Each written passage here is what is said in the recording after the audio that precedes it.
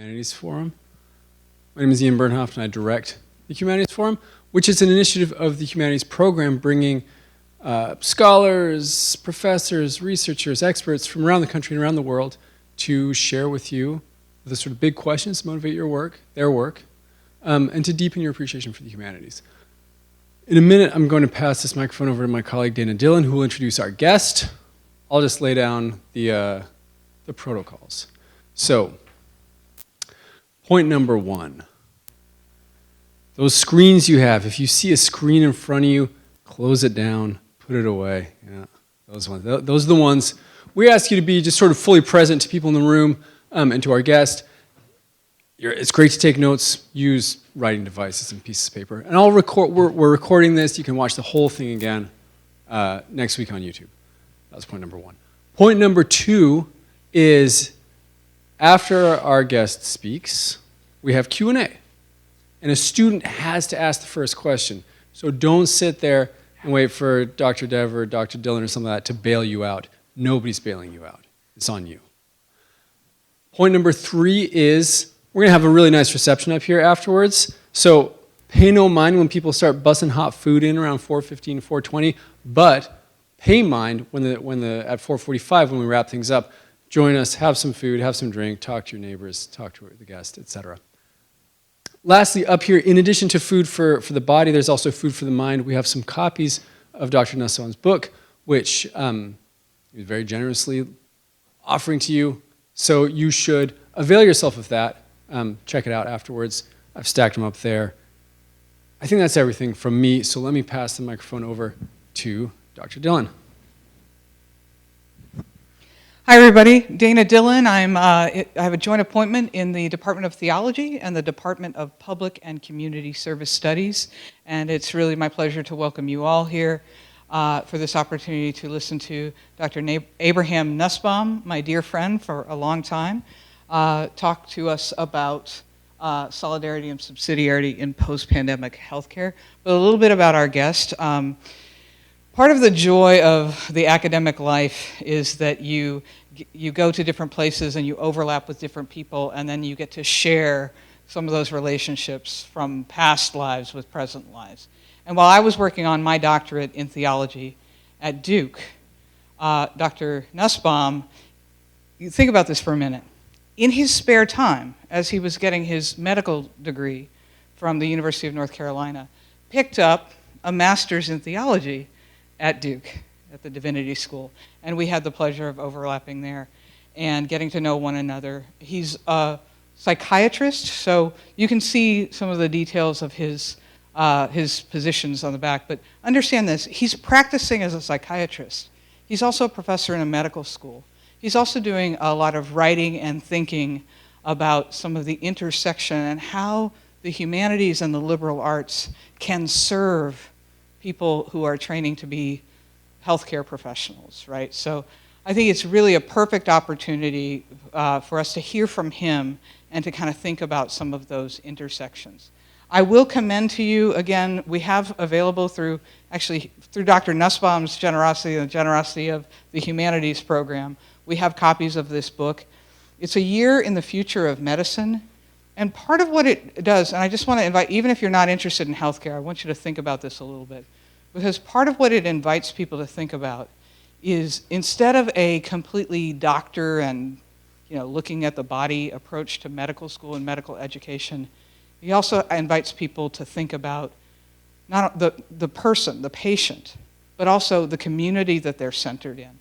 And I think no matter what we're doing in our lives, we're really well served if we think not just about the work we're doing and the people we're trying to serve, but the communities that they're embedded in that we're trying to serve and they're trying to serve as well. So I'm really excited to introduce to you and share with you the insights of Dr. Abraham Nussbaum. We'll turn it over to you. Thanks so much. Thanks so much for having me. It's an honor to be here at Providence College. I need to ask your permission before we start. Are you okay if I walk around? Okay, I tend to like to walk. Thanks, I appreciate it. 2 thumbs up. Not just 1, but 2 thumbs up. Second of all, I am a nerd. Don't tell anybody, okay? And I hope that I won't get too nerdy today. And please, at the end, I would really welcome any and all questions you've got, okay? So I have a joke. You ready for your joke? How many psychiatrists would it take to change a light bulb?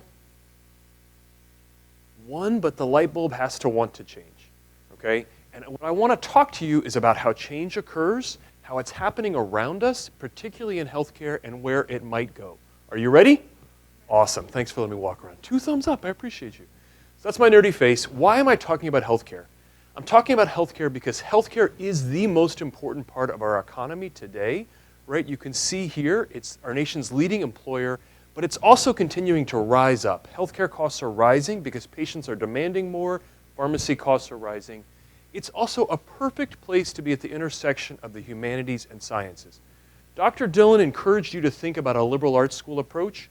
I would tell you that the liberal arts school approach does not pay off in your early 20s, right? My first job out of college was making pasta and fixing computers at Pasta di Salazzi. I got $5.35 an hour, but it pays off long term because most of the work you do in this place is really about the humanities. But here's the thing. I told you the light bulb has to want to change. Who thinks American healthcare is working well? Nobody, right? Healthcare is widely thought of as too costly, complex, and inaccessible when we ask people about it. Okay, so why do I think it's going to change? Because the history of the entire world shows that pandemics drive change. And they usually drive change after they're declared over. Many people think the pandemic is over. I would tell you it is not. We are still living in the COVID pandemic and its long tail of how things are changing. If you open a newspaper today, one way to read the newspaper today is to say, this is all post-pandemic change that's going on, right? So look at this. In the last 110 years, 3 of the 7 most deadliest pandemics in human history have occurred. And we're going to talk about them a little bit today and how they crown surprising winners and losers. And because we're at a Catholic hospital, I'm going to talk to you about how Catholic social teaching might give us a different way to understand how we can engage this time of pandemic and deep change. Are you with me? Let's do it. Let's get some flip credits together. Okay, so I want to talk to you about this because I don't tell Dr. Dillon, but she's not my only friend. Okay, she is my friend, but I have other friends in life. And I want to talk to you about this guy. This guy is my friend. His name is Dr. Joshua Williams. And he was yesterday in Washington, D.C., being talked to by the CDC about his work. And I want to talk to you about how I said there are 3 out of the 7 most deadly pandemics in human history occurred in the last 110 years. They've changed medicine. They've also changed Dr. Williams in ways that he may or may not know. What is Dr. Williams doing in this picture? Tell me. He's playing tennis, right? Where was he playing tennis? It's hard to read, but he was a member of the Wheaton Thunder. Okay? He was an All-American at Wheaton, and he was a terrific athlete, and he won a series of scholarships, and he was an ESPN academic All-American, and he also killed it in the classroom, and then he went to the University of Chicago and graduated first in his class in med school, right? And a lot of young people that I meet who are trying to figure out what to do think they have to be Dr. Williams, a great athlete, a great student, and all these things together. There's a ton of pressure on young people today to assemble all of these kinds of what people call resume virtues. With me so far? Okay. And then the second pandemic, and I'm going to explain this, why the first pandemic made Dr. Williams that kind of person, and the second pandemic that changed his life led him to do this kind of work. This is some of his career after he finishes med school and he does residency, and he's doing this work in things like how there are racial disparities in medicine, particularly around vaccine work, and he did some work about thinking about how we could better engage people in the world of vaccine safety. Okay? And then this is how pandemic number 3 that we're going to talk about today shaped Dr. Williams. This is a story from my paper. You're from Colorado, biggest paper in the state, Denver Post. And you can see right there below the Nuggets, who we love to cheer on, best team in all of basketball. They beat the Celtics a couple nights ago, and we were pretty proud of that. Right? You can see on the right-hand side, White House stops flu shot study. And then there's a picture of Dr. Williams. And in the last year, his professional career has been upended. He followed the lessons of the first 2 pandemics, and then this third one has upended his life. So we're going to talk about Dr. Williams and how pandemics drive changes. What are some of the changes we've been seeing in medicine in the last year? Right? These are really significant changes. that have happened. We've seen dramatic changes. There was a story in the New York Times today that some of the Affordable Care Act coverage, the deductibles will be $31,000 a year for health insurance, right? We've terminated the HIV vaccine program that we were trying to develop. We withdrew from UNAID, which is one of the most successful public health interventions in the history of the world. We changed vaccine schedules. And when I often give a version of this talk, I talk at big academic medical centers, and I tell them that for years we've had a relationship between academic medicine and the federal government, and it was a very tight one. And it's now entered what I would call a situationship, where things are very complicated. When people talk about the NIH, it's important to remember exactly how much money the NIH has. If you think about the Department of Health and Human Services, what percentage of the federal government budget do you think that, the national government spending HHS is in charge of? What percentage between 0 and 100? 2? Close, yeah. Between the two of you, if you add it up, you get the right answer. It's 17. 1 out of every $6 the federal government spends, the American healthcare system is governed by HHS. 17% of this government. If you think of all of the funding in the entire world for healthcare and science research, and you took the top 40 spenders, and you took numbers 2 through 30 and 40 and combined them together, it's still less than the budget of the NIH. So when we change the budget of the NIH and HHS, we're changing everything about what universities do and what healthcare spending does. All of that has happened in the last 18 months. That's how much change is going on. This is worldwide global change. So we're going to say, how can we understand this? One understanding that can come out of how pandemics change us is that they lead to conflict. Now, when we're going to think about conflict, I told you that we're going to talk a little bit about Catholic social teaching.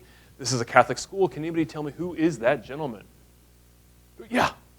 Yes! That's right. Give him another flip point, right? That is Pope Leo XIV, right? And he says, this is an address he gave almost a year ago, and he says the goal of Catholic social teaching is to facilitate dialogue between science and conscience in the goal of fostering hope and peace, and that in particular, it's a specific anthropological approach and a particular way to genuinely engage with social issues, how to confront problems. My hope today is that I can help you see how Catholic social teaching can be a way to how to confront these intractable social problems, this conflict we're seeing today in society. Do you see any conflict in society today? Yeah, right? And that the goal is to build a culture of encounter through dialogue and social friendship.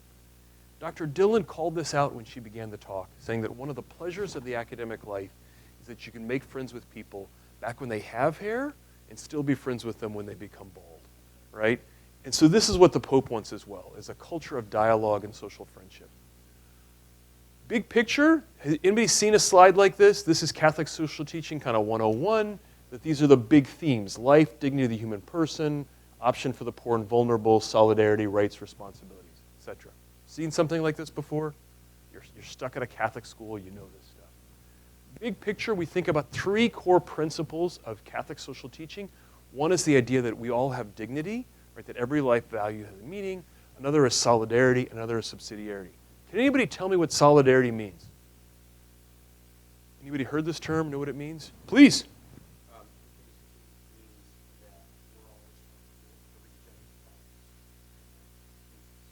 Yeah, and our good stuff too, right? Like I always think it's more fun to have more people at the party, right? What about subsidiarity? Can anybody tell me what subsidiarity means? You're making eye contact with me. That's death in a lecture like this. Try. Yeah. Want to read the slide and tell us what it means?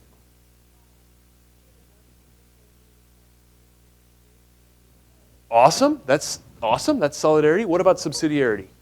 You're doing great.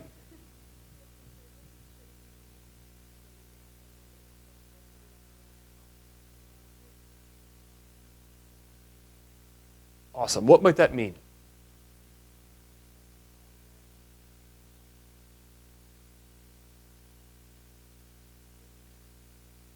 It means subsidiarity. Anybody else? Please. Maybe, yeah, right? Yes. decide when they do their own laundry. Tell me more.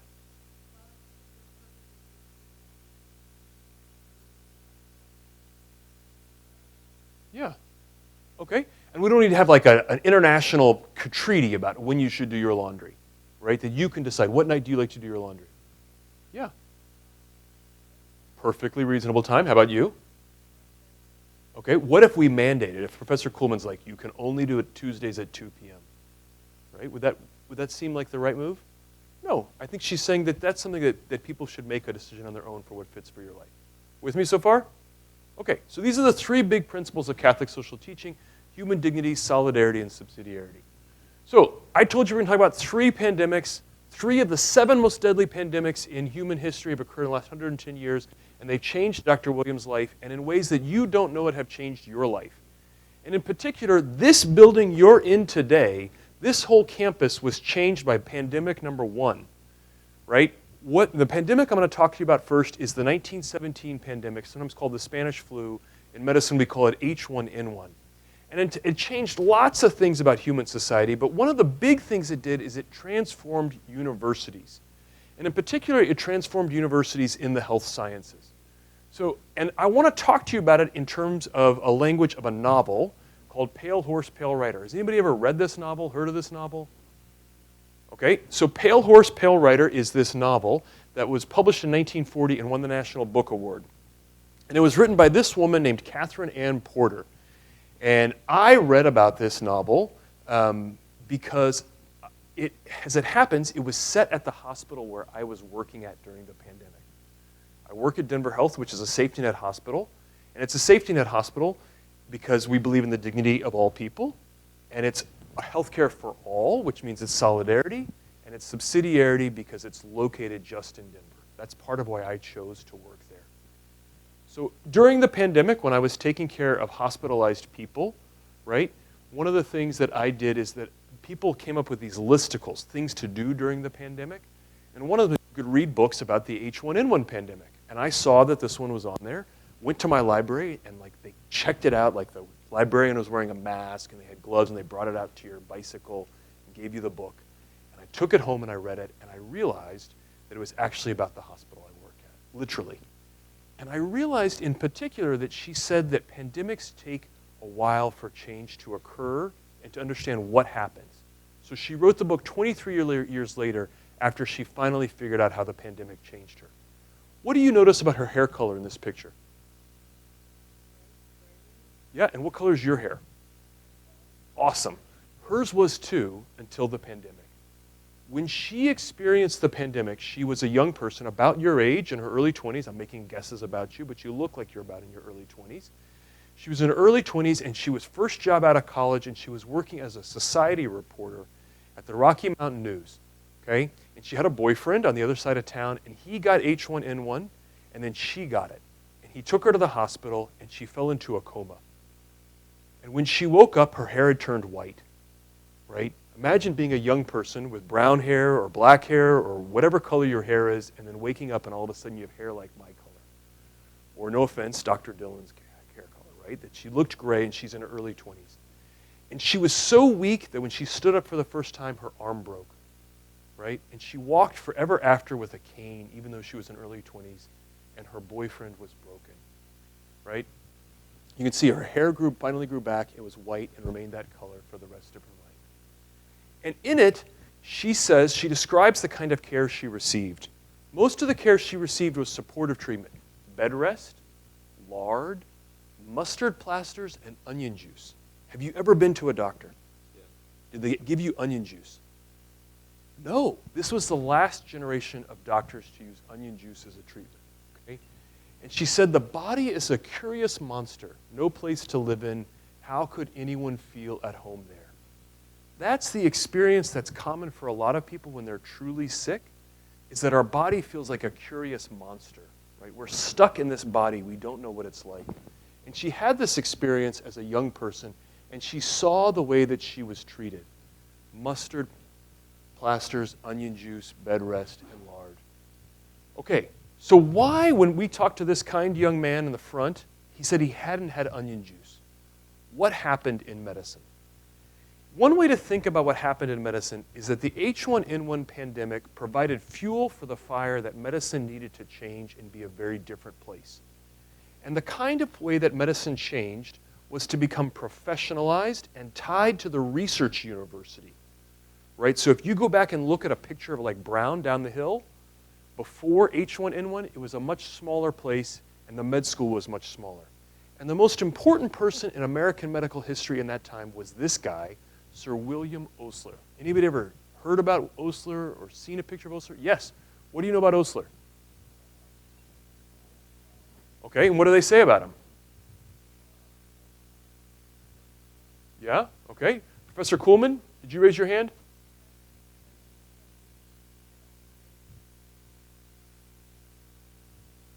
Yeah, fair enough. So no. So this is the key thing, is that he's famous because he discovered almost nothing. He has no scientific discoveries, and that's about where he and I have our only thing in common. Is I've made no important scientific discoveries, and we have a similar haircut. Okay. The big thing that he did was that he rode the crest of people who were trying to change medicine education. If you go back and look at medical education in the 19th century, it was a very different place. Before that, medical education was largely an apprentice. There's a famous med school up north from here called Harvard Med School. In the mid-19th century, it was a 2-year school, and the second year was a repeat of the first year, which is awesome because then you could graduate college and then be done in med school and be 24, which would have been great, right? It was a very short training. Most of medical education was a community-based apprenticeship. But what Osler said, and he was part of this group of people, this is that medicine shouldn't be training in the community. It should be training in a research university, right? And you need to have excellence in the research sciences. But he doesn't call for similar rigor for the humanities, which I think was the failing. And there was a group of monopolists in the era who founded and funded these big universities. So Vanderbilt endowed Columbia, Payne enriched Cornell, and Hopkins made up his own university effectively.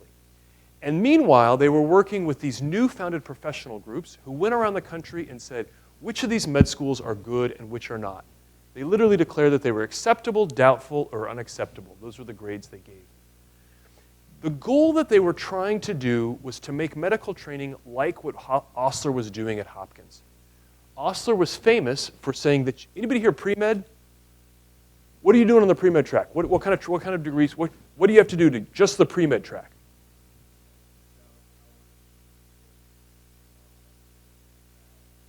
And what classes? How many of each? Like how many semesters of chemistry, bio, all that? Not quite. You basically, right? So if you look at Osler, he says you need a college degree, which before Osler you did not. You had to know several sciences. You need 2 semesters at least of bio, 2 semesters of chemistry, 2 semesters of physics. That's exactly what you're doing today, that you have to have as a bare minimum, right? The difference is that he said you have to have languages. And then once you got to med school, how long is med school? That's Osler, right? And he says the first 2 years you're going to study the basic sciences, and then the next 2 years you're going to go out and do clinicals. Osler is the person who created that, right? And after graduation, what do you do after med school graduation? Osler created that. And why do they call it residency? Because you spent so much time in the hospital, it was as if you were living there, right? Osler created that. The structure of medical education was created by Wilhelm Osler. And he was so famous at the time that people put up a picture like this about him, right? This picture, and I love this picture because in this picture you can see that there's these kind of sketchy looking diseases fleeing Osler from the floor, and then there's Johns Hopkins Hospital, and then Professor Coleman, what does it say? What's it? The saint. And what's the picture look like? What does Osler look like there? Yeah. And he looks like a little bit of a cherub, like an angelic cherub wearing a white choir robe, but then also has got a weird waxed mustache, and above his head is a halo, right? And so he was called the saint. Because the idea was that he was taking medicine out of the world where we were giving mustard juice and lard and onion plasters, And we're making it into a scientific practice, but also this kind of saintly practice. And Osler wrote a book called Equanimitas, right? And equanimitas is a Latin language meaning equanimity. And that's what he described as the key virtue of a physician or a health professional. What does equanimity mean? Nope. Anybody? Equanimity?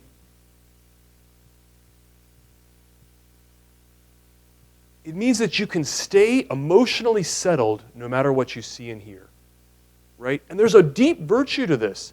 If I have to come and tell you or your family member that you have a serious mental illness or that you have cancer, it's not okay if I'm like, oh, I'm so worked up about this. I can't believe I have to tell you this. This is such bad news. I'm sorry I have to be your doctor and break this bad news.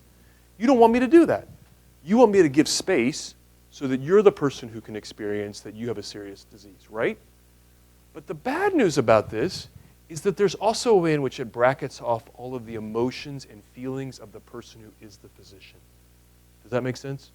It's also unclear who Osler thinks, actually, it's super clear who Osler thinks is capable of this equanimity, right? And meanwhile, all of this leads to a series of change, particularly on this paper by a man named Abraham Flexner, who writes this report about what medical education should be.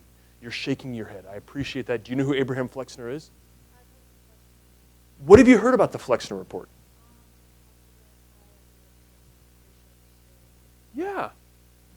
So I told you that previously that there was these group of people who were trying to figure out how to professionalize medicine and tie it to the research university. So the AMA does this report of every med school as acceptable, doubtful, or unacceptable. But they didn't want to be the ones to say, you've got to shut your med school down and you've got to keep yours open. So they hired Abraham Flexner, and they paid for it with the Carnegie Foundation. And they visited med schools all across the country, basically just trying to take the AMA report from 3 years earlier and sort of put it into different language. So in my state, Colorado, there were 5 med schools, and they visited the schools, and they described them this. So Gross Medical College, Professor Dillon, will you read the description from the Flexner report of Gross Medical College?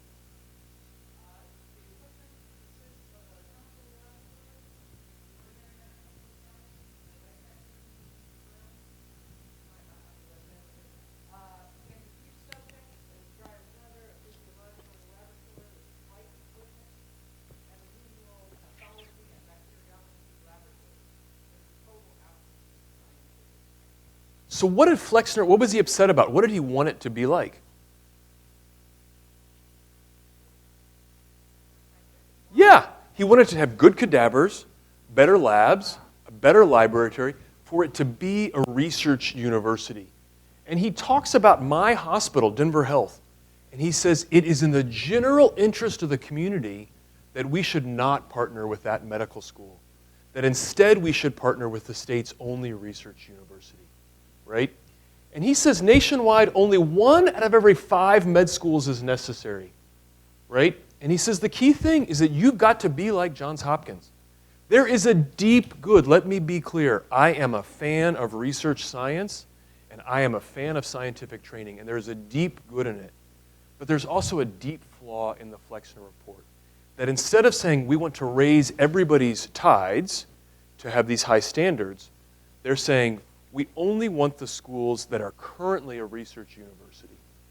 So you can see this is the language. This is the length of the report.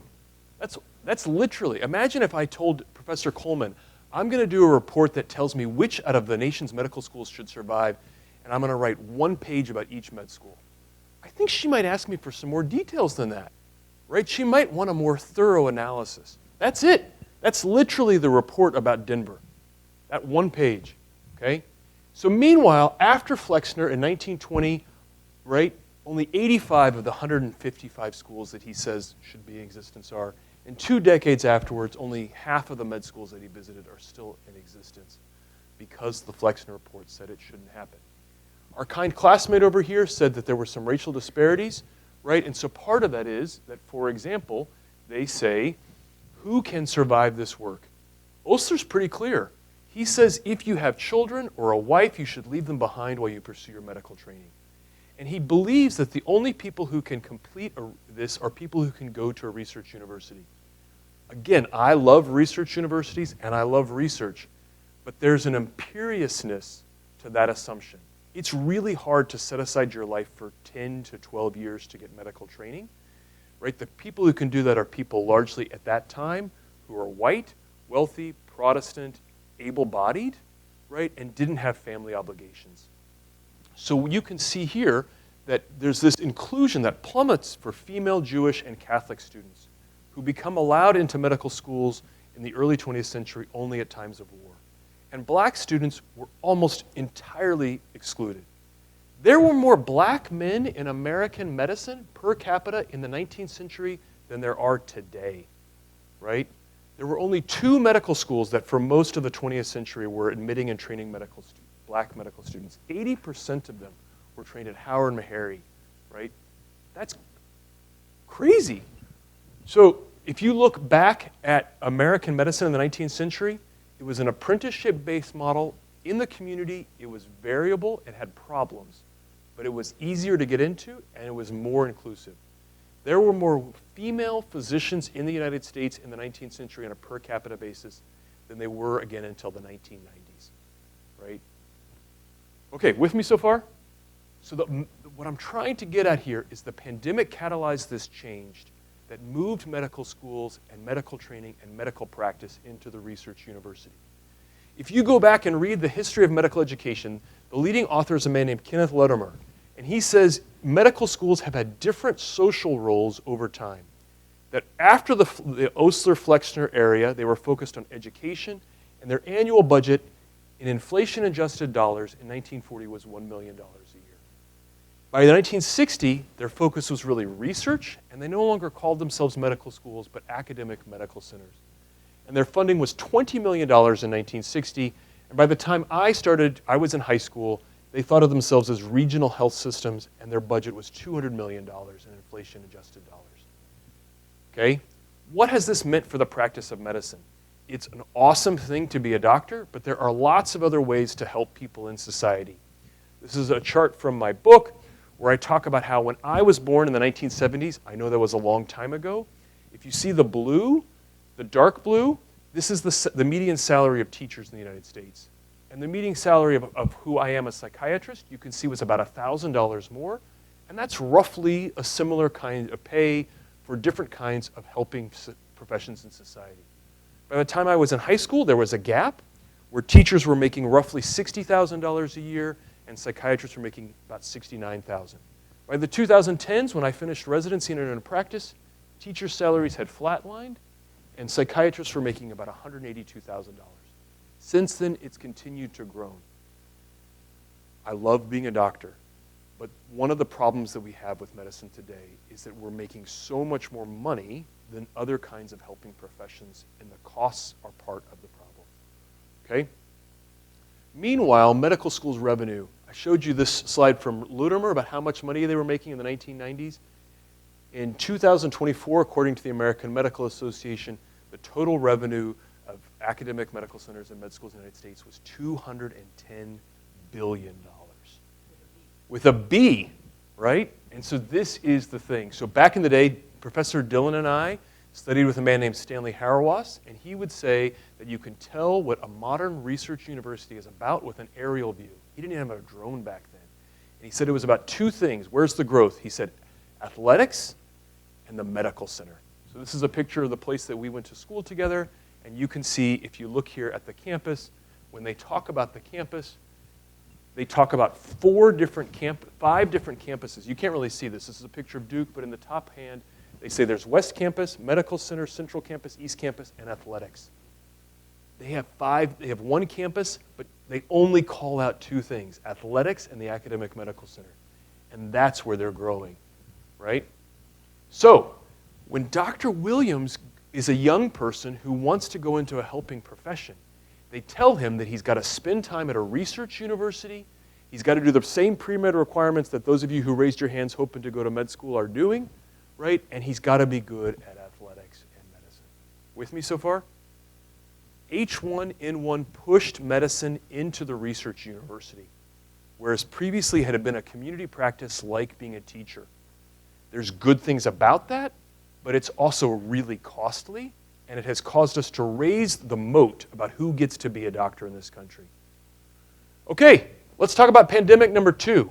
The second pandemic is one that broke out when I was a young person, and it's the HIV/AIDS pandemic. And it shaped medicine. If pandemic number 1 pushed medicine to tie itself to the research university, pandemic number 2 pushed medicine to tie itself to thinking that it was about engaging marginalized communities. Right? When I went to med school, the background for my generation's entrance into medicine was the HIV/AIDS generation, HIV/AIDS epidemic. First play I saw was Angels in America. The first play I ever saw on Broadway was Angels in America. And the book that most people were reading when I went to med school was a book called My Own Country by Abraham Verghese about taking care of HIV/AIDS patients in rural Tennessee. And the paradigmatic physician of my generation was not William Osler, although at my med school, the cafe was named the Osler Cafe. It was Paul Farmer, which I think it's safe to say Professor Dillon is a fan of. Is that fair, safe to say? So that's a picture of Paul Farmer there. And he was famous for saying that we can extend the benefits of contemporary American medicine all across the world through acts of solidarity to even the most poor patients, through what he called accompaniment. So these are some of the lessons that my generation learned from HIV/AIDS. The first is that it is the job of physicians and other healthcare workers to represent the interests of marginalized communities, because HIV/AIDS, like many pandemics, was specifically had its most deleterious effects in marginalized communities. Within the United States, that meant the LGBT community, particularly the community of gay men, but around the world, it specifically visited itself upon the poor, right? The second thing that we learned out of the HIV/AIDS epidemic is that you could make tremendous progress by using funded research. And the third lesson we learned is that we could engage the pharmaceutical industry to take a pandemic and turn it into a chronic disease.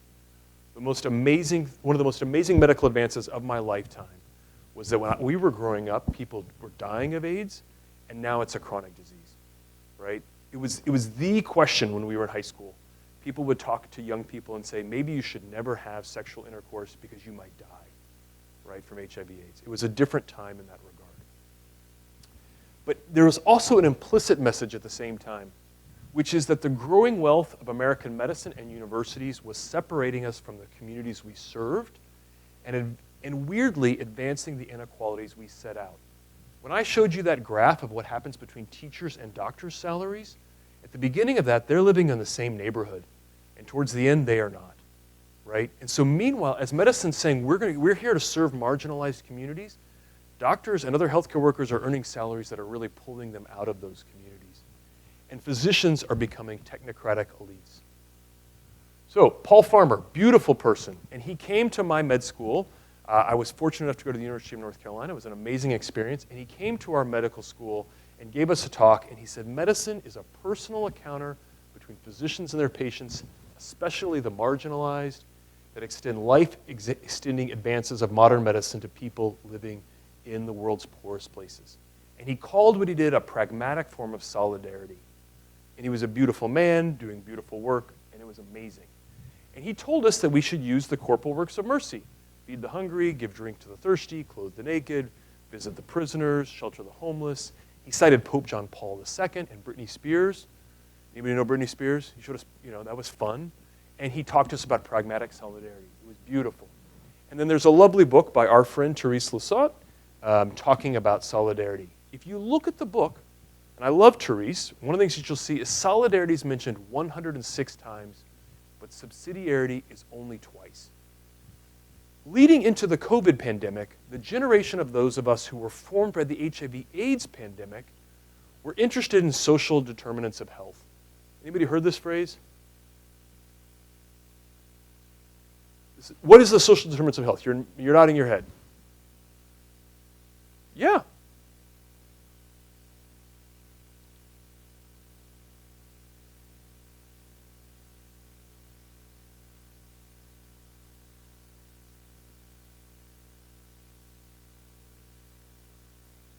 Awesome. So in this graph, PubMed is where doctors publish all their peer-reviewed papers. And you can see if you look back, nobody was publishing about this before 2000. But because of all the things people had learned from the HIV/AIDS epidemic, physicians and other researchers started caring about social determinants of health. And you can see there's this giant increase in papers about social determinants of health leading up to the COVID pandemic, right? And if you look at the kind of work Dr. Williams was doing right before COVID hit, it was exactly that kind of work. He was thinking about this question about how vaccine work was race-based guidance and it caused health inequities. He was thinking about how religious status affected people's attendance, their infectious disease status, and he had developed a whole career, and he was on his way to being an independently funded researcher. He'd been formed by the first pandemic to tie his career to the research university. He'd been formed by the second pandemic to think medicine was about social determinants of health and attending to marginalized communities. And he was on his way. And he's an awesome guy. Okay, but meanwhile, while all this was happening inside of academic medicine, there was a big problem that was brewing, right? And you're shaking your head. What was the problem? Well, just looking at that, I was looking at the book here. Yeah, and your language of doctors becoming part of the technocratic. Yeah, right? So when I went to med school, people told us that there's 4 vital signs, but now there's a 5th vital sign, right? Anybody know what the 4 vital signs are? What are they? Temperature, heart rate, blood pressure, hours of sleep, and then pain. Pain was the 5th vital sign, right? And this book, a book like Dope Sick, was about how actually the opiate epidemic that doctors fueled by thinking about pain as the 5th vital sign and all this language left people wondering, what are doctors really about? Is my doctor actually really on my side? Or are they helping to fuel the opiate crisis, right? And meanwhile, we also had this concern about universities. That universities were sold as this investment, as a private investment, promising personal prosperity instead of a communal good. There was growing inequality, and there was a political realignment of physicians. If you go back and look, in 2000, the majority of American physicians are Republicans. By 2020, the vast majority are Democrats, right? And then there's, meanwhile, burnout. And there's all this diminished trust between universities and communities that was brewing right before COVID hit. With me so far? Okay, so COVID struck and trust was never rebuilt. So COVID hit and all of this was going on. And I was working in the hospital as an academic physician. And these are all pictures from our hospital. I work here at Denver Health. It's an awesome place to work. It's an academic safety net system in Denver, right? And we see people irrespective of their ability to pay, and we provide care for them all across town. We run 10 federally qualified health centers. We provide the services in the jail, right? And I work in downtown Denver at the inpatient psych unit. And early in the pandemic, we saw signs of material solidarity. Literally, restaurants shut down in COVID, and they would bring us their food and say, we want to bring this to frontline workers. You're from Fort Collins, right? So Crocs is based up in northern Colorado, and they brought us cases of Crocs, right? I showed you that picture of me looking kind of tired and worn out during the pandemic, wearing a homemade mask. That mask was made by one of the mothers of one of our doctors. She started sewing up masks. And they weren't effective, but they were also a sign of solidarity. That we see that the work you're doing for our community is caring, and we want to provide gifts to you. So they would give us Crocs. Meanwhile, when Denver shut down, we would board up restaurants, and there was an artist in town who would wheat paste these signs that would say hope. And she would say, we're going to get through this together, right? And this is an act of solidarity. That if you're working hard in the hospital, I'm going to bring you a meal, right? Is that a nice thing when somebody brings you a meal? Everybody likes it when somebody brings them a meal, right? All of us like to eat. Do you like a free pair of shoes? Anybody like a free? I like a free pair of shoes. Okay, and meanwhile, we started to see a picture like this. What's in this picture? What do you see in this picture?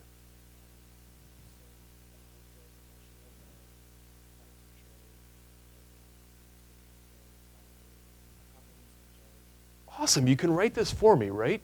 This is a picture that was painted on the side of a restaurant in Denver, and I think that unconsciously it's mimicking that language about Osler, right? As this kind of hero or saint, right? This healthcare worker, it's not clear, but perhaps a female is wearing boxing gloves and a stethoscope and wings, which actually is not a great way to approach a patient. It's actually weird when you think about it. Like, you don't want your doctor or nurse to come in the room and be like, hey, I'm going to fight the disease inside you.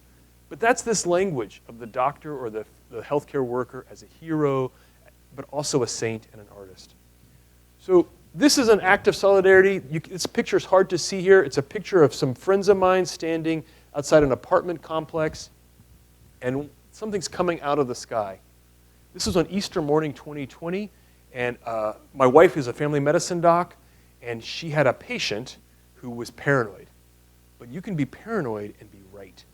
And this patient, back in December of 2019, was monitoring CDC reports about a new disease brewing in China and became worried that it was going to break into a pandemic. And this person started cornering the market on N95 masks and bought thousands of them. And then finally called her up and said, look, I think I've got too many N95s, and you probably need some at the hospital, and I'd like to give some to you, but I won't have physical contact with you. So if you stand outside my apartment building, I'll throw N95 masks down to the floor. So that's literally what was happening. And it was an act of solidarity, right? To somebody to give you a mask so that you can go fight the pandemic. But it also left us wondering, did we invest in the right things? Had American healthcare paid for the right things? Why did we not have masks for healthcare workers? We initially had this language about social distancing where you grew up, and it seemed like a good thing, right? This idea, this is from Denver, walk, bike, or run, maintain social distancing. But people started to ask themselves, who can maintain this kind of social distancing? My patients who are mostly either homeless, have been incarcerated, right? It was hard for them to maintain social distancing. Does anybody know where the language of social distancing comes from? It actually comes from this. This is a sociologist, Bogart's social distancing scale, and it measures the question about how much social distance you will tolerate in a relationship. So if you're Canadian, would you be willing to be close to kinship by marriage, as personal chums, on my neighbor, employed, etc., with people from these other different backgrounds? One of the things that's weird about the language of social distance is that it's an inverse measure of solidarity. Will I be in a relationship with a person who is Canadian, Chinese, English, French, German, or Hindu or not, right? Does that make sense? This is the problem, is we were using a language that's an inverse measure of solidarity during the pandemic.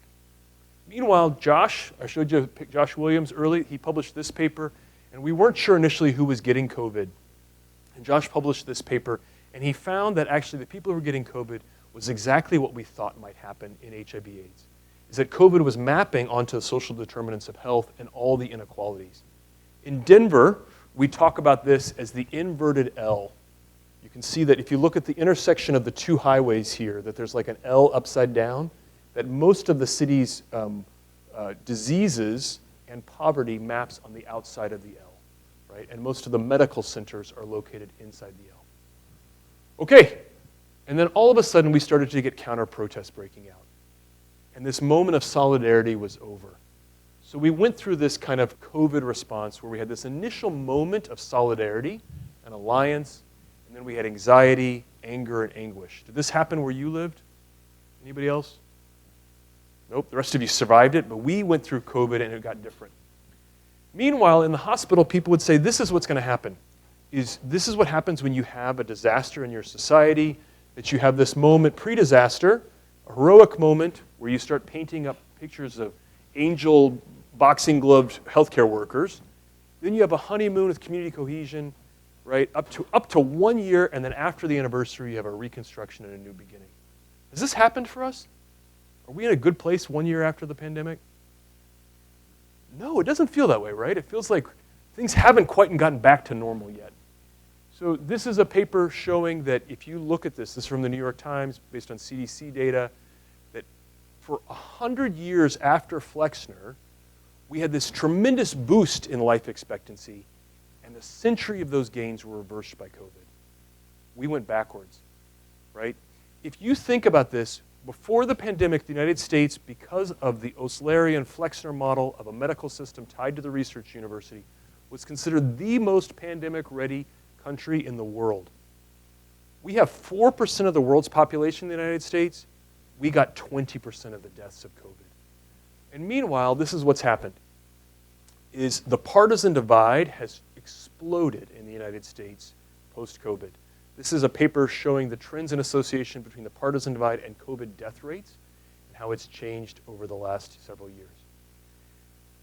we also can see how the fact that some of the things that we talked about as things that were evidence-based early in the pandemic probably were not. This paper, what the big thing to show here is that the differences between Republican and Democratic deaths were really all over the map before the vaccine. It's only post the vaccine that there was a difference there. And so what I would say is that one of the things I'm going to shift towards is to think about this question about Catholic social teaching. And early in the pandemic, before we had an effective treatment like the vaccine, it was probably a time to lean into subsidiarity, and post-pandemic, probably a post-vaccine, a time to lean into solidarity. I'm going to skip this. Oh, actually, I'll say this. So this is just a Pew Research Center study just showing like how most people in the United States believe that the pandemic has driven us farther apart as a country, right? And if you look at this map, this is a map of where federal funding for research and development was in 2023. What do you notice about this map? Where's the money located? Where? The Northeast and at academic medical centers, right? I told you that the Flexner-Osler model transformed research universities, transformed medicine, and was catalyzed by the pandemic. And look at the sums of money here, right? Johns Hopkins, right? $3.3 billion. That's Osler, right? Vanderbilt, 751. University of Utah, University of Washington, $1.2 billion. If you look at this map, whatever your personal politics are, you have to look at this map and then look at a map of the national election results, and they look a lot the same. Places that voted highly for the Democrats were places that have academic medical centers and research funding, and the reverse is true. Okay, post-pandemic, here's some of the changes we've seen. We've canceled $500 million in mRNA vaccine research. We've reversed the universal childhood vaccine schedule, and we've platformed vaccine opponents. And meanwhile, we canceled the work of Dr. Williams, right? So this is the work that's changed. Now, if you accept with me that there are 3 pandemics that have affected human society, the first, number 1, the H1N1 pandemic, tied medicine to the research university. Number 2, tied medicine to marginalized communities and to being a technocratic elite. And number 3 has unfortunately fueled polarization. What might the 4th pandemic be? And this is where we're going to talk about Catholic social teaching. So one possibility, if you look at all of these people within academic medicine who are struggling to figure out what the heck just happened, we did everything right. The first pandemic taught us that we needed to do research, and we did, and we figured out the virus quickly, and we came up with an effective vaccine. And the second pandemic, the HIV/AIDS pandemic, told us that we need to think about taking care of marginalized communities, and we are doing so. And then, meanwhile, the third pandemic defunded all of our work. So academic medicine is in this crisis right now. And if you look at the books that are being published by people within academic medicine, you can see Science Under Siege, World War C, Silent Invasion, Lessons from the COVID War. One of the things that you notice is that they're relying on metaphors of war. Does that make sense? Science, siege, World War C, invasion, COVID war. Now, as it happens before the pandemic, I had written this paper about alternatives to war within medicine and how we can think about language instead of saying that we're going to fight a battle, we're going to be these kinds of heroic pugilist healthcare workers, that we could think about other ways to do so. And these are some of the other ways that we could do instead of having a conflict that's a war. We could talk about non-compliance, non-conformity, non-obedience, non-violence as different ways to disagree with each other. That's one way that Catholic social teaching can help us think, is that if you and I disagree about things, it doesn't have to be a war. We could have a discussion, and we could have these other ways of engaging each other. Now, I believe that the story of these 3 pandemics shows us that we've neglected several important medicines. I truly believe in the COVID vaccine, and I believe in research science as a way to take us forward. But I believe that we also have neglected some social medicines. And the first one is solidarity. This is language from the 1967 encyclical, and it talks about how it's from the Latin, solidarity is from the Latin meaning whole, solid, firm, or entire. And if you look at it, Pope John Paul II said that it's our firm and persevering determination to commit oneself to the common good. This language of solidarity comes out in 1891 from Rerum Novarum, right? And it's this response to thinking about industrialization and capitalization.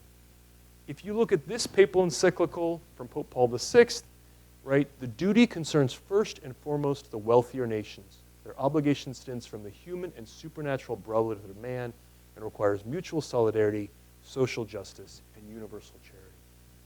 This is one of the medicines we're missing today.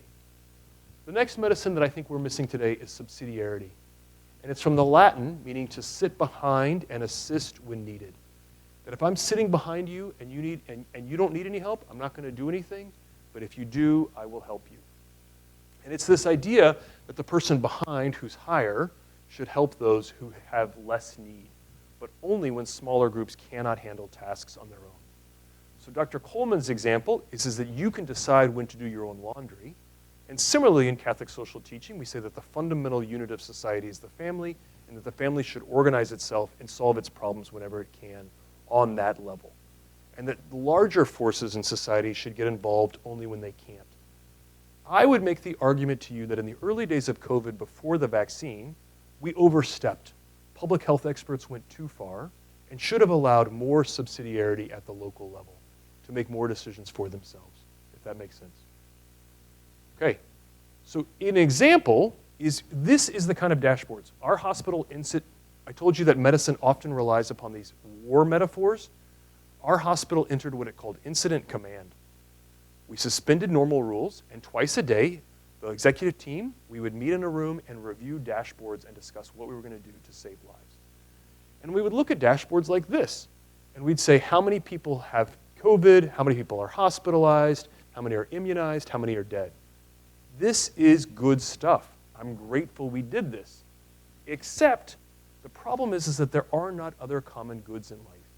Do you want to die today? No. Do you want to be hospitalized today? Is that a full definition of what you want out of life? What are the things you would like to come in the next week? What would be a good thing to happen to you in the next week? Yeah, good grades. Would you like to go out with a friend, have fun, have me stop asking you questions directly? Yes, right? Have a meal. Like, this doesn't measure other common goods. So much of the debates we had in COVID was that we didn't ask questions of like, what does it mean for a kid to go to school or not? What does it mean when when a parent has to be home and homeschooling that kid while also trying to keep a job so that they can keep their mortgage and keep their house alive? This is good stuff, but it neglected other accounts of the good, right?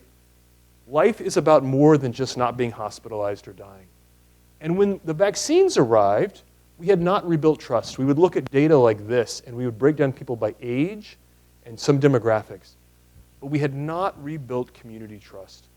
And we were doing solidarity, which was everybody should get the vaccine, without attending enough to subsidiarity, which is that we've got to build trust at the local level to get people to take the vaccine. Does that make sense? So many of my patients, when the government offered them the vaccine for free, resisted it because they were like, if the government's going to give it to me, why am I want it? And oftentimes the better approach would be for somebody who knows them better to offer them the vaccine as an example of subsidiarity. Now, this is just a review of how Catholics have always been interested in vaccine and have been engaged with vaccine since vaccines were developed. Pope Benedict XIV was actually inoculated against smallpox in 1757. Pope Pius VII led a vaccination campaign and called it a precious discovery and issued the first vaccine mandate by a sovereign state. In 2021, both Francis and Benedict were some of the first leaders to get a COVID vaccine. And at the same time, the church emphasizes vaccination, but it says that it should remain voluntary while emphasizing the responsibility for the common good. I believe that the Catholic Church's social teaching has this advantage, is that it respects conscience while encouraging collective responsibility. Let me give you an example. So I told you that the United States was an outlier, that we were 4% of the world's population, but 20% of the world's COVID deaths. And we had all of this polarization around vaccines, and the pandemic drew us further apart as a society. We have broken up as a society and become more polarized, largely around COVID. But there's another example. This is from a paper in the New York Times, story in the New York Times. Let's look at Vietnam. They had a different response. They made vaccination voluntary, and they advanced subsidiarity by partnering with religious communities to to give out the vaccine. This is an example of the Archbishop and the president of the Vietnam Bishops' Conference, and he called on people to use their creativity to support research centers, cooperate, sympathize, and to help, right? And his slogan was, "May they be one." And this is an example of some Dominican nuns who were out there helping people in the pandemic, and as a result, this is one of the things, Vietnam actually came closer together as a society through COVID. They did not experience the polarization that we did. This is some of the language they used to do so.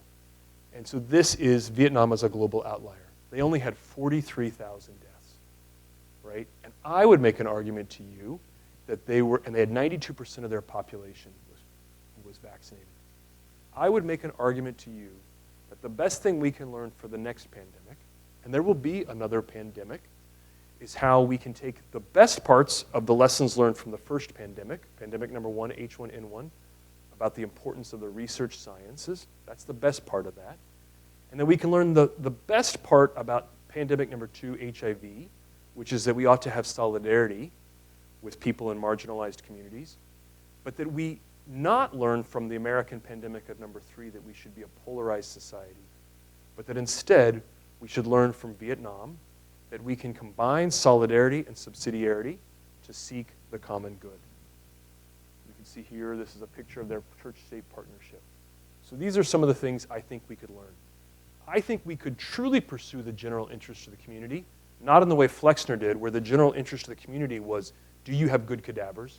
Do you have a research lab, right? But the true general interest of the community is, what does it mean for all of us to flourish? Do kids need to go to school and also get COVID treatment, right? Not just are we avoiding hospitalization. And I think we need to rebuild social trust. So the goal here, I think, is to overcome polarization. Will you read this one, the first quote for us, since you're in the front?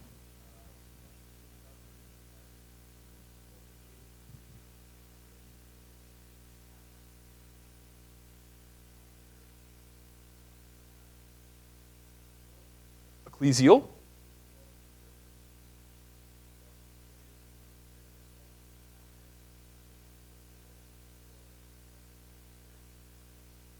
Awesome. So this is Pope Leo XIV, who's also thinking about these questions, about what we're going to learn out of the pandemic and how we're going to be different. And while he's not here, and I can deeply not speak for the Pope, I'm going to bet that he would also support human dignity, solidarity, and subsidiarity. So he's also talked about this, and I wanted, if you'll read this for us.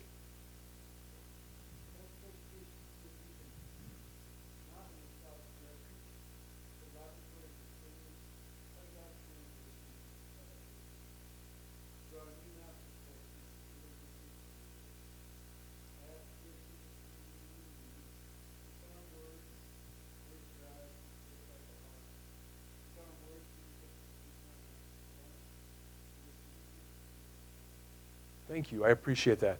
This is what the Pope is calling us to do through Catholic social teaching, is to draw new maps of hope. And that's where I wanted to end today, because I'm at a Catholic college, and I can talk to you about Catholic social teaching. I invite each of you to take a copy of my book. Take 2, give one to a friend. And in it, you'll see that I've laid out a model for a different kind of teaching. Not just the Flexner model, the textbook of the body, but also a 2 textbook model where we learn about the community. And what I don't talk about in the book, but I'm telling you here, is that much of that language is about trying to figure out how to develop systems that embody Catholic social teaching in medical education and in the world. So I told you about Dr. Williams and how his life was changed because he followed the path laid out by the first 2 pandemics, and then the polarization of society has disrupted it. What I wanted to tell you was the good news is that we found another option for him. So his research has all been canceled by the federal government, but we found a new model for him to help us think about how to implement this kind of work in faculty flourishing. So I think that's the end of my show, and I'm going to welcome any questions. Thanks for having me here at Providence College.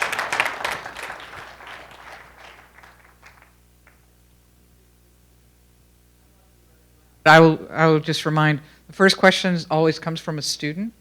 So who will boldly volunteer? Please. This kind gentleman in the back. Baton up. Hi. You mentioned there was a shift where before the shift I was spoken. Oh, my name is Etzer. Hi, Etzer. Nice to meet you.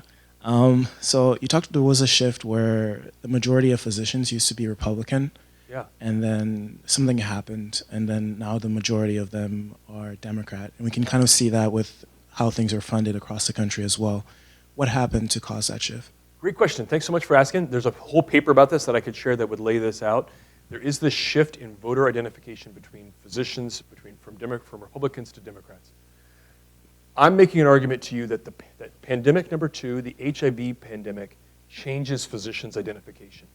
That they say, look, HIV/AIDS specifically targeted minority communities, both the United States and worldwide, and I want to see myself in alliance with those communities. But at the same time, the way that we responded to that pandemic led to ways that tied physicians to the research university and, frankly, increased their salary. In doing so, they became part of a larger social shift where physicians became part of the technocratic elite, and the technocratic elite broadly has re-identified with the Democratic Party. However you feel about that one way or the other, that's the case now, that the base of the Democratic Party is educated college elites, right? And so there's this shift. When I was a kid where the Democratic Party was largely a party of the working class, is now largely a party of the technocratic elites, and the HIV/AIDS pandemic was part of that. Is that fair? Yeah, thanks. You got another question? I love it. Keep throwing questions at me. Just one more. Please. You mentioned with the example with Vietnam, I was wondering, do you think that there was that result because there's a close relationship between church and state, and that maybe the reason why we don't have as much of a good outcome with reaching out to communities, especially religious communities, is because our society emphasizes more of a separation between church and state? Is there that same emphasis in Vietnam, and is that why that happened? Vietnam's a very different culture than the United States, but I don't think it's quite the same. Catholicism is a minority religion in Vietnam. It is about 13% of the population, so it's not a classically large Catholic country. So I don't think it's quite the same, but I think that the important thing for this talk is to say that it's an example of how a medical community and its community work together, and a church is one part of that community. Does that make sense? And so I think that there was lower barriers to that broadly, but it isn't the case that that Catholicism in any way, shape, or form runs Vietnam. In fact, it's probably the opposite, really. So, but yeah, great questions. Thank you. Etzer, other student questions or non-student questions? Thanks so much. Hi, Name? Madison. Madison, nice to meet you. Nice to meet you too. And this is a great talk. I appreciate you coming. My question is, you talked in the beginning and just introduced like how a lot of people here can relate in the fact that we feel like the American healthcare system is not functioning the way like we would like it to, and that is almost like a sense of solidarity there. How do you think that we can leverage that solidarity as a society to like grow like the healthcare system to have more reforms, even though there's a lot of like political polarity about like cost or things like that that are so like deeply ingrained in the healthcare system? Madison, thank you so much for the question, and thank you for coming. What do you want to do with your life? What do you think you want to do with your life?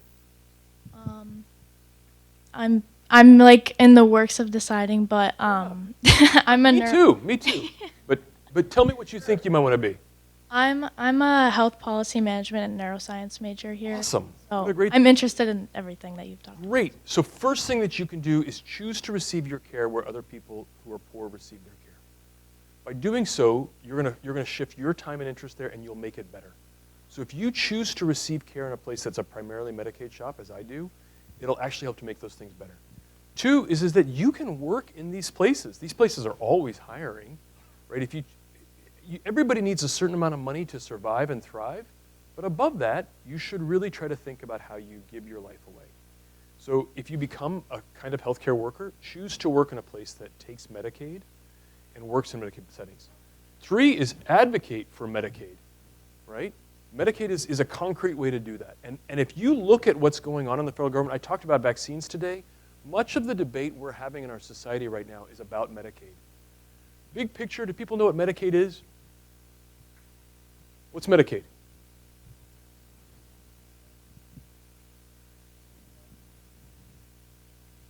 Yes, it's a safety net system, right? And we're having this debate about Medicaid because there's language in the United States in the public discussion about how people who receive Medicaid are undeserving.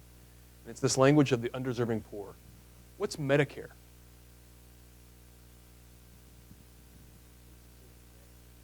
Yes, and so nobody's debating cutting Medicare because the sense is that we pay into Medicare and everybody deserves it, right? I actually think everybody deserves a certain level of health care. I think that health care ought to be done like the public library, where if you want to go buy a lot of books, that's on you, right? But if you want to go check out some books, everybody can go to the public library. Does that make sense? Medicaid is like the public library. And at least in my mind, we ought to advocate for Medicaid for all, not Medicare for all. One of the things that people don't think about is resident education, physician education, is paid for by your Medicare dollars. Right? We spend $30 billion a year, if you think about health policy, $30 billion a year training physicians, and we don't require that those physicians go into areas of community need. That's crazy town. If we're taxing bus drivers and bookkeepers and teachers and barbers and butchers, we ought to say that doctors go back to their health care. So you can do things about this. Receive care where the poor receive their care. Advocate for more of it, right? You can do these things. Yeah. Think about how the public library makes life better and go for the healthcare version of that. Yes, please.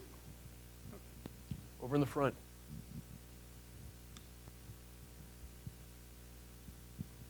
Yeah, I'm curious how you would respond to this, because I remember COVID.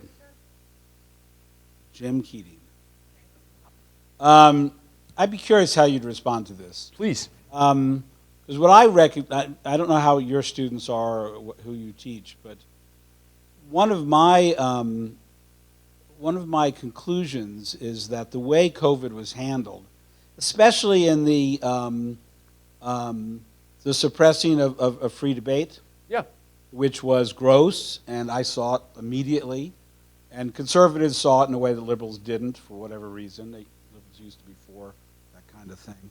But what happened was you created an entire generation of conspiracy theorists, people who were skeptical of the official story, which was a very expected consequence of the medical profession on the whole, at least the people who ran it, the powerful people, suppressing free debate.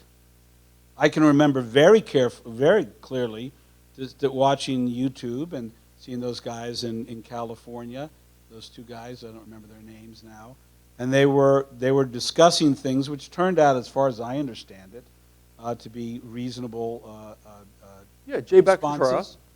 No, I'm not talking about him. Ray Barrington, I'm talking about the two younger doctors. They were working in a hospital that were treating. I don't know that I know the YouTube video you were talking about. What? I don't know that I know that. Well, yeah, partly because after about they got like 1 million hits, Okay. and it was immediately suppressed. Okay, and then of course you have Bhattacharya and these others who were suppressed.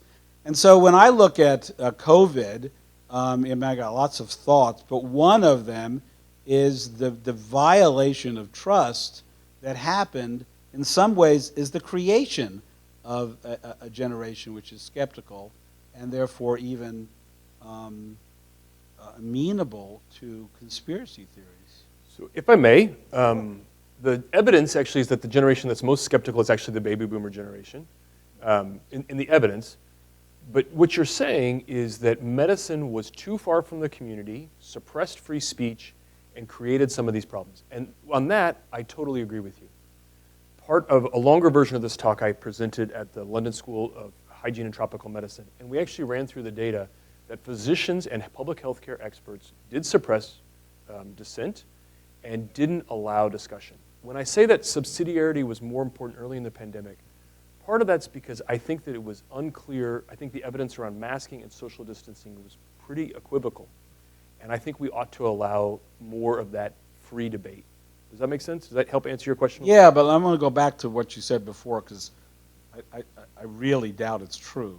You're saying that the susceptibility to conspiracy theories is the older people in this country instead of the younger people? The skepticism around public health experts and around conspiracy theories around COVID is higher among baby boomers. I would say keep running those numbers because that's not going to turn out. So I'm just saying that's what the Pew Research Center. Yeah, I'm sure. And the Kaiser. I'm sure at the moment that's true. Maybe, or at least it was at one point. I think that we're suffering broadly from a loss of trust in society, between institutions and communities. I think there's lots of things going for it. I think I've made a pretty clear case that I think institutional medicine moved too far away from the communities it served, even before the pandemic. And so on that, I think you and I are on the same page. I am critical of institutional medicine and its response to COVID to the extent that it shut down free debate, to the extent that it overstated the benefits of non-pharmaceutical interventions. What's frustrating to me is that if you look at the data, overwhelmingly vaccines are an incredibly safe intervention and an incredibly effective intervention. And part of what I'm trying to provide to society is to think about this differently. That when the goal is you're going back to non-pharmaceutical interventions, subsidiarity matters, and you ought to give people more choice at the local level. I am openly critical of, for example, the way my kid's school district responded to COVID. But the vaccine's a different story. I do think it's true that it's a really tough time to be a young person, but I try to tell my own daughter this. There were some tough times about growing up in the 90s too. We also thought that there was a lot of things going on. So I don't know that I agree with you around the question about young people being the most skeptical and being conspiracy theorists, because there were conspiracy theories before that, right? Pizzagate was a big conspiracy theory. Yeah. So, but yeah, I think medicine made a ton of mistakes, and I hope it's clear that I'm talking about how and why they happened. We should squeeze in one more, Please. and then we should Yeah. the reception. Then I welcome any questions afterwards. Thanks so much for putting up with me. Hi, I'm Josh. I wanted to ask, how come, well, we just talked about how the third pandemic, it had all this polarization and then people not believing and not whatever. Did the first two waves of pandemics have that, or were they different? Or No, that's part of what's different. If you read like Pale Horse, Pale Rider, there's much more of a sense of solidarity, right, that people had. And part of it is, so if you think about what early public health experts were doing in COVID, is that they thought it was going to be like H1N1. And so they were reusing a lot of the H1N1 pandemic playbook. That language of staying apart from each other. I showed you this picture of calisthenics in Denver at the gates where they're standing apart from each other. Yeah. They were revitalizing that. But actually, H1N1 had a very different transmission pattern than COVID did. In particular, H1N1 was especially difficult on young people, right? If you look at the mortality rates from the Spanish flu, it killed a lot of young people. And think about what that was like to be in a society that had just had World War I, which also killed a lot of young people, and then did H1. COVID did not. COVID did not cause great harm to young people. That's part of why I think schools should have been open much sooner, because by the end, like 6 months into COVID, we had an awareness that it wasn't affecting young people. It was mostly affecting older people, right? Yeah. So they were very different pandemics, but there was more solidarity in those previous pandemics. Oh, okay. Well, thank you, doctor. Yeah, thanks for having me. I really appreciate your time. Thanks so much for meeting with me.